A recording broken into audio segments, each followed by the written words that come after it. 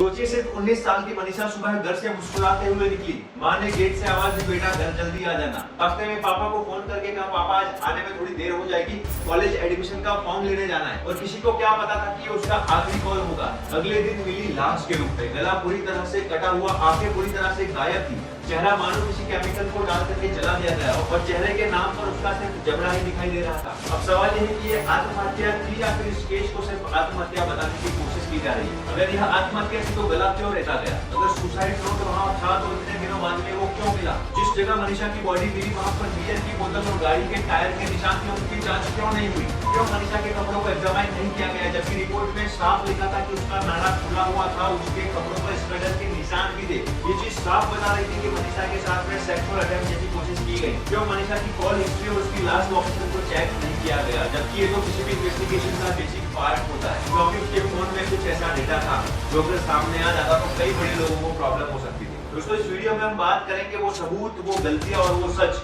जो शायद आज तक किसी ने नहीं बताया, जिनसे ये साफ हो जाएगा कि मनीषा का असली गुनहगार कौन है।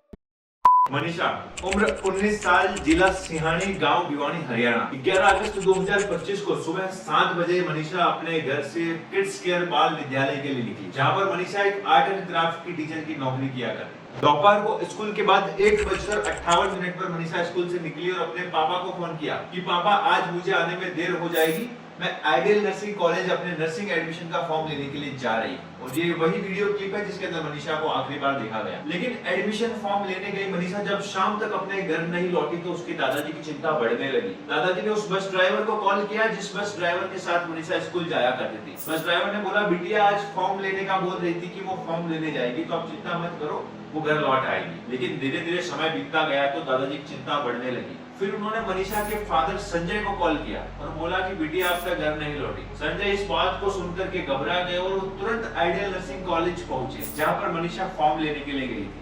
लेकिन कॉलेज प्रशासन के पास जाने के बाद उन्होंने अपनी पूरी कहानी सुनाई और वहां पर सीसीटीवी फुटेज देखने की डिमांड करने लगे। लेकिन कॉलेज प्रशासन ने उनकी मदद करने से बिल्कुल मना कर दिया। और इस दौरान संजय ने एक वहां पर बहुत ही इंपॉर्टेंट चीज नोटिस की कि वहां पर रिसेप्शन पर बैठे सभी कॉलेज के स्टाफ ने शराब पी रही। कॉलेज प्रशासन की तरफ से कोई मदद नहीं मिलने पर संजय परेशान होकर भिवानी पुलिस स्टेशन पहुंचे और वहां पर पहुंचने के बाद वो अपनी बेटी की गुमशुदगी की रिपोर्ट दर्ज करवाने लगे। लेकिन पुलिस प्रशासन ने इसमें इनकी कोई मदद नहीं की। उन्होंने रिपोर्ट दर्ज करने से भी मना कर दिया कि बेटी दोस्तों के साथ घूमने गई होगी या किसी के साथ में भाग गई होगी, 2 दिन में आपके घर लौट आएगी। तो काफी कोशिश करने के बाद जब उन्होंने रिपोर्ट लिखने से मना कर दिया तो थक हार कर संजय घर लौट आए। तो परेशान होकर संजय सुबह दूसरे दिन वापस पुलिस स्टेशन पर पहुंचे और पुलिस स्टेशन पर पहुंचने के बाद काफी कोशिश करने के बाद आखिरकार पुलिस ने उनकी रिपोर्ट तो लिखी, लेकिन उसके बाद में भी पुलिस ने मनीषा को ढूंढने के लिए कोई खास कोशिश नहीं की। तो 13 अगस्त की सुबह को पुलिस इंस्पेक्टर शकुंतला का कॉल संजय के पास में आया, जो उस समय भिवानी पुलिस स्टेशन में तैनात थी। शकुंतला ने कहा कि आइडियल नर्सिंग कॉलेज से 1 किलोमीटर दूर एक लड़की की लाश मिली है। लाश को पहचानने के लिए आपको यहाँ पर आना होगा।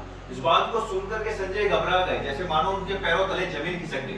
संजय तुरंत वहां पर पहुंचे और जैसे ही संजय वहां पर पहुंचे और उन्होंने वहां का नजारा देखा तो मानो संजय की दुनिया उजड़ चुकी थी। सामने मनीषा की लाश बेजान हालत में पड़ी थी, गला पूरी तरह से कटा हुआ था, गले की गर्दन मानो कुछ इंच से ही सिर्फ बॉडी से चिपकी हुई थी, दोनों आंखें गायब थी, चेहरे पर ऐसे मानो जैसे लिक्विड डाला गया हो, पूरी तरह से उसको जला दिया गया हो, चेहरे पर सिर्फ उसका जबड़ा दिखाई दे रहा है। धीरे धीरे उस जगह पर भीड़ जमा होने लगी जहां पर मनीषा की लाश मिली थी और बिगड़ते हालात को देखकर पुलिस ने मनीषा की डेड बॉडी को तुरंत भिवानी के सिविल हॉस्पिटल भेज दिया। लेकिन धीरे धीरे लोगों का गुस्सा बढ़ने लगा। लोग कहने लगे अगर पुलिस प्रशासन ने पहले से कोई कार्रवाई की होती तो शायद आज मनीषा हमारे बीच में जिंदा होती। भीड़ से बस एक ही आवाज उठ रही थी कि मनीषा को इंसाफ चाहिए और उसके कातिलों को सजा। लेकिन इतना ही नहीं, लोगों का गुस्सा यही नहीं रुका। पोस्टमार्टम रिपोर्ट के आने के बाद में जैसे मानो पोस्टमार्टम रिपोर्ट ने आग में घी डालने का काम किया हो। डॉक्टरों का कहना था कि मनीषा के साथ ना तो कोई रेप हुआ और ना ही उसकी कोई हत्या हुई, क्योंकि उसकी डेड बॉडी के पास में ऐसे कोई मार्क्स मिले ही नहीं जिनसे ये साबित हो सके कि उसके साथ में रेप हुआ या उसके साथ में हत्या हुई। लेकिन लोगों का कहना था कि जब गर्दन पूरी तरह से कटी हुई थी, चेहरा पूरी तरह से बिगड़ा हुआ था, तो डॉक्टर कैसा कह सकते कि उसके साथ में रेप नहीं हुआ या फिर उसकी हत्या नहीं हुई। दूसरी बात, उसका जो पूरा जो फेस का जो मांस है वो बिल्कुल खत्म था। ओनली उसका बहन का जो जबड़ा था वो जबड़ा दिखाई दे रहा था। मैंने सबसे पहले देखा कि मनीषा का जो गला है वो कटा हुआ है और पीछे जो गर्दन है, गर्दन की 2 इंच की जो अपनी खाल है वो लटकी हुई थी। इंडिया में टॉप 5 अगर रेपिस्ट और गैंग रेप और मर्डर केस को अगर देखेंगे तो डाणी लक्ष्मण का जो मनीषा का केस है ये इंडिया का टॉप ब्रूटल मर्डर केस है। इसमें गैंग रेप भी हुआ है। और धीरे धीरे गुस्से की आग सिर्फ भिवानी तक नहीं रही, ये पूरे देश में फैलने लगी। और बिगड़ते हालात को देख करके पुलिस ने इंटरनेट सेवा को भी बंद करवा दिया ताकि हालात और ना बिगड़े। और हालात को संभालने के लिए कुछ पुलिस इंस्पेक्टर को ट्रांसफर किया और कुछ को बस सस्पेंड कर दिया।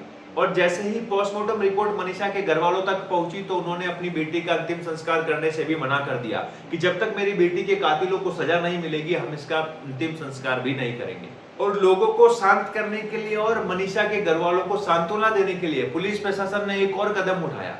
16 अगस्त को मनीषा की डेड बॉडी को रोहतक के पीजीआई में पोस्टमार्टम के लिए भेजा गया, जहां पर उसका दूसरा पोस्टमार्टम होने वाला था। लेकिन पीजीआई की पोस्टमार्टम रिपोर्ट ने तो लोगों के गुस्से को और बढ़ा दिया। रिपोर्ट में आया कि मनीषा को किसी जंगली जानवर ने खाया, मतलब उसकी गर्दन पर जो निशान थे वो किसी जंगली जानवर के हो सकते हैं या फिर किसी जंगली जानवर ने उसके साथ में ऐसा किया होगा। लेकिन गाँव वालों ने साफ कहा कि ये एक इंसानों का इलाका है जहां पर इंसान रहते हैं, तो वहां पर जंगली जानवर कैसे आ सकता है। और इतना भयानक जंगली जानवर, और कुत्ता इतनी बड़ी हरकत कर नहीं सकता, तो फिर किस जंगली जानवर ने ऐसा किया होगा। पिछले कई वर्षों में, कई सालों में वहां पर ऐसा खतरनाक कोई जंगली जानवर देखा ही नहीं गया। और भाई अगर कोई जंगली जानवर किसी डेड बॉडी को खाएगा तो उसके सॉफ्ट पार्ट को खाएगा, उसकी गर्दन पर क्यों आएगा। बॉडी में बहुत सारे सॉफ्ट पार्ट्स होते हैं, उसकी थाइज है, उसके बम्स है, उसकी चेस्ट, मतलब डेड बॉडी की किसी भी पार्ट को खा सकता है, तो वो उसकी गर्दन पर ही हमला आकर के क्यों करेगा। उसका चेहरा वो जंगली जानवर कैसे बिगाड़ेगा। एकदम सटीक किसी तलवार, किसी चाकू से उसकी गर्दन को काटा गया, तो अगर जंगली जानवर उसकी गर्दन को खाता काटता तो एग्जैक्ट धारदार हथियार से उसकी गर्दन कटी हुई नहीं दिखती। और अगर कोई जंगली जानवर उसकी डेड बॉडी को खाने आएगा या उसको मारने आएगा तो वो बचाव में हाथ पैर भी चलाएगी, तो मतलब चोट के निशान उसके पैर पर, उसके हाथ पर भी होंगे। लेकिन मनीषा का गर्दन से नीचे वाला सारा हिस्सा एकदम सेफ था, बॉडी एकदम क्लीन थी, मतलब उसके गर्दन पर ही सारे अटैक किए गए या फिर उसके गला घोटकर हत्या की गई। उसके बाद में उसकी डेड बॉडी, उसकी गर्दन को काट करके अलग कर दिया गया ताकि उससे ये साबित ना हो सके रिपोर्ट में कि मनीषा की हत्या उसकी गला घोटने से हुई। और इतना ही नहीं, पुलिस ने बाद में इसको आत्महत्या बताने की कोशिश की कि मनीषा ने आत्महत्या कर ली। उसने एक सुसाइड नोट भी छोड़ा जिसमें उसने लिखा कि उसने आत्महत्या क्यों की, जबकि मनीषा ये जानती है कि उसके माता पिता को इंग्लिश नहीं आती, तो वो सुसाइड नोट इंग्लिश में क्यों लिखेगी। और जिस जगह पर मनीषा की डेड बॉडी मिली वहां पर कोई बैग नहीं मिला, बस मनीषा की डेड बॉडी पड़ी थी और उससे कुछ दूरी पर उसकी 2 जूतियां पड़ी थी और कुछ दूरी पर उसका मोबाइल पूरी तरह से टूटा हुआ था। वहां पर कोई बैग नहीं था जिसमें मनीषा ये चिट्ठी डाल करके लाती। और अगर चिट्ठी वहां पर मिली तो वो उस समय क्यों नहीं मिली जब उसकी डेड बॉडी को देखा गया। उसके 4 दिन 3 दिन बाद में वहां पर आपको सुसाइड नोट कैसे मिला। और जिस बंदे ने मनीषा की डेड बॉडी को सबसे पहले देखा उसने साफ कहा कि जिस दिन मनीषा की डेड बॉडी उसे दिखी वो पूरे दिन वही था, वहां पर उसे कोई भी सुसाइड नोट नहीं मिला। मैं वो बंदा हूँ जिसने सबसे पहले डेड बॉडी को वहां पे मैंने ऑन द मौके के ऊपर जाके डेड बॉडी को देखा था। सबसे पहले देखा कि मनीषा का जो गला है वो कटा हुआ है।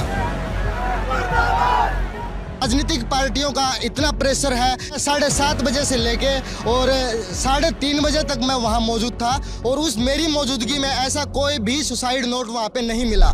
अब आप बताइए, अगर पुलिस के पास में पहले ही दिन से सुसाइड नोट था तो पुलिस प्रशासन ने इतना देर सुसाइड नोट को बताने में क्यों लगा दी। मतलब कभी जंगली जानवर ने खाया होगा, कभी उसने आत्महत्या कर ली, कभी उसने जहर पी लिया, मतलब केस को कितने एंगल से घुमाया जा रहा है। पुलिस का कहना था कि मनीषा ने जहर खाया, उसने जहर भी खरीदा, उसका बिल भी लिया। दोस्तों कुछ नहीं हो रहा है, मनीषा के केस को सिर्फ घुमाया जा रहा है। इन्वेस्टिगेशन के नाम पर सिर्फ 2 ही चीजें की जा रही है, या तो पोस्टमार्टम या फिर उसको सुसाइड बताने की कोशिश। अगर उसके साथ में रेप नहीं हुआ, उसकी हत्या नहीं हुई, उसने आत्महत्या की, तो फिर पीजीआई के डॉक्टर्स ने उसके कपड़े क्यों नहीं मंगवाए, क्यों उसके कपड़ों को एग्जामाइन नहीं किया गया, जबकि पुलिस रिपोर्ट में ये साफ लिखा था कि उसके कपड़ों पर स्ट्रगल के निशान थे, उसका नाड़ा भी खुला हुआ था। मतलब ये चीज साफ दिखा रही है कि उसके साथ में रेप जैसी कोशिश की गई और उस लड़की ने अपने आप को बचाने की कोशिश भी की। रिपोर्ट में साफ लिखा था कि उसके घुटनों पर चोट के निशान भी थे, तो फिर क्यों उसके कपड़ों को मंगा करके एग्जामाइन नहीं किया गया कि अगर चोट घुटनों पर लगी है तो उसकी सलवार के ऊपर घुटनों पर उसके निशान जरूर होंगे।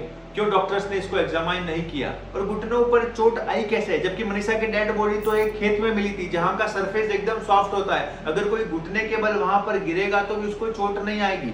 मतलब मनीषा को किसी भारी किसी कठोर सरफेस पे पटका गया, उसके घुटनों पर वहां पर चोट आई, फिर उसकी डेड बॉडी को ला करके वहां पर खेत में छोड़ दिया गया। और इसके अलावा पीजीआई की रिपोर्ट में यह भी आया कि मनीषा की डेड बॉडी पर कोई शीमन नहीं थे, इसलिए ये साबित नहीं हो सकता कि उसके साथ में रेप किया गया है। लेकिन इस बात पर सुप्रीम कोर्ट पहले ही कह चुका है कि नॉन प्रेजेंस ऑफ सीमन ये इस बात का सबूत नहीं है कि उसके साथ में रेप जैसी कोशिश नहीं की गई या फिर उसके साथ में रेप नहीं किया गया। फिर भी रिपोर्ट के अंदर ना तो उसके वजाइना के बारे में कोई बात की गई कि वहां पर किसी स्क्रैच मार्क, किसी चोट या फिर किसी जख्म के निशान है कि नहीं। रिपोर्ट में इन सारे पॉइंट्स पर कोई बात ही नहीं हुई। और सबसे बड़ी बात दोस्तों, आप यहाँ पर ये चीज देखिए कि भिवानी की पोस्टमार्टम रिपोर्ट में साफ लिखा था कि मनीषा के दोनों आंखें गायब थी, वहां पर कोई कोर्निया ही नहीं थे। जबकि पीजीआई रिपोर्ट में आया कि मनीषा की आंख भी थी, उसकी कोर्निया भी थे, लेकिन वो दोनों पूरी तरह से डिकम्पोज हो चुके थे। मतलब डॉक्टर्स की दोनों पोस्टमार्टम रिपोर्ट साफ दिखा रही है कि इस केस को सिर्फ घुमाया जा रहा है, किसी बड़े आदमी को बचाने की कोशिश की जा रही है। और जैसे ये रिपोर्ट सामने आई तो जनता ने तुरंत सवाल खड़े किए कि अगर ये हत्या नहीं थी तो उसका गला क्यों रेता गया, अगर उसने सुसाइड किया तो सुसाइड नोट कितने दिनों बाद में क्यों मिला, और जिस जगह मनीषा की डेड बॉडी मिली वहां पर एक बियर की बोतल और गाड़ी के टायर के निशान भी थे, क्यों उस बियर की बोतल का फॉरेंसिक टेस्ट नहीं हुआ, उस गाड़ी के टायरों को इन्वेस्टिगेट नहीं किया गया, क्यों मनीषा के कपड़ों को एग्जामाइन नहीं किया गया, ना तो उस जगह का फॉरेंसिक टेस्ट हुआ और ना उस बोतल की जांच हुई। जबकि रिपोर्ट में ये चीज साफ थी कि उसका नाड़ा खुला हुआ था, मतलब उसके साथ में सेक्सुअल अटेम्प्ट जैसी कोशिश की गई। क्यों मनीषा की कॉल हिस्ट्री या उसकी लास्ट लोकेशन चेक नहीं की गई, जबकि ये तो किसी भी इन्वेस्टिगेशन का एकदम छोटा सा बेसिक पार्ट होता है, क्योंकि उसके फोन में ऐसा डेटा था जो अगर सामने आ जाता तो किसी बड़े लोगों को प्रॉब्लम हो सकती थी। और जबकि पुलिस की रिपोर्ट में साफ लिखा था कि गलत काम करते हुए गला रेत कर हत्या, तो फिर डॉक्टर्स ने इस डायरेक्शन में केस को घुमाने की कोशिश क्यों नहीं की, क्यों उसकी पोस्टमार्टम रिपोर्ट में सिर्फ उसको आत्महत्या बताने की कोशिश की गई। दोस्तों इसका मतलब साफ है कि सरकार किसी को बचाने की कोशिश कर रही है और प्रशासन बस केस को घुमाने की कोशिश में लगा हुआ है। दोस्तों आज 20 दिन बीत चुके हैं, हालात वही के वही है, केस को बस घुमाया जा रहा है, कहीं पोस्टमार्टम एम्स में करवाया जा रहा है तो कहीं केस को सीबीआई को सौंपने की बात की जा रही है। ना तो कोई ठोस गिरफ्तारी हुई है और ना ही कोई सबूत इकट्ठे किए गए हैं। और सवाल हमारे सीधे सरकार से है कि एफआईआर को दर्ज करने में देर क्यों हुई, सबूत क्यों गायब हो रहे हैं, 3-3 पोस्टमार्टम क्यों हुए, 15 दिन बाद भी कोई गिरफ्तारी क्यों नहीं हुई। दोस्तों अब मनीषा कभी लौट कर नहीं आएगी, लेकिन अब मनीषा को इंसाफ दिलाना बहुत जरूरी है, क्योंकि अगर मनीषा को आज यहाँ इंसाफ नहीं मिला तो देश में कोई भी बेटी सुरक्षित नहीं है। दोस्तों अब सवाल आपके सामने है, क्या सरकार सच में किसी को बचा रही है, क्या सीबीआई अब किसी को गिरफ्तार करेगी। दोस्तों इस वीडियो को आगे से आगे शेयर करो ताकि लोगों तक पहुंचे और हमारी बेटी मनीषा को इंसाफ मिले।